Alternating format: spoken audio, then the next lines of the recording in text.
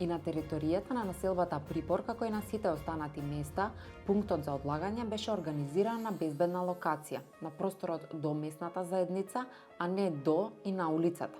За жал, поради несовесноста на дел од граѓаните, кои отпадот го одлагаа било кога и било каде, вклучително и на самата улица Христо Татарчев, настана натрупување на отпад.